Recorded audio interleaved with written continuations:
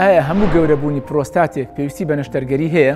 من دکتۆر سامان ساڵح فەخرەدین، پسپۆری نەشتەرگەری گورچیلە و گۆرەکانی میز و پرۆستات. کاتێک پرۆستات گەورە دەبێت، ئەبێتە هۆی ڕێگریکردن لە بەتاڵبوونەوەی میزەڵان، یان ئەبێتە هۆی هەوکردنی میزەڵان و پرۆستات بە شێوەیەکی بەردەوام، یان هەندێک کات ئەبێتە هۆی دروستبوونی بەردی گەورە لە میزەڵانە کە لە ڕێگەی بۆری میزەوە ناتوانرێت فڕێ بدرێتە دەرەوە، یان هەندێک کات تووشی خوێنبەربوون نەبێ بەهۆی گەورەبوونی پرۆستاتەوە. لەم حاڵەتانەیە ئێمە ناچارە بین کە پەنابەرین بۆ ئەنجامدانی نەشتەرگەری بۆ لابردنی ئەو پرۆستاتە گەورەی کە ئەو کێشانەی دروست کردووە.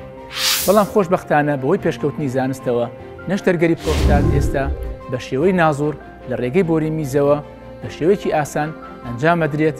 ئەو نەخۆشە ئەتوانێت بە بەنجێکی کەم بە چەند کاتژمێرێکی کەم مانەوەی لە خەسەخانە نەشتەرگەرەکەی بۆ ئەنجام بدرێ و بە تەندروستێکی باشەوە بەبێ مەترسیەکی گەورە بگەڕێتەوە بۆ ماڵەوە، بە هیوای ئەوەی کە هەموو لایەکتان لەش ساغ و تەندروست بن.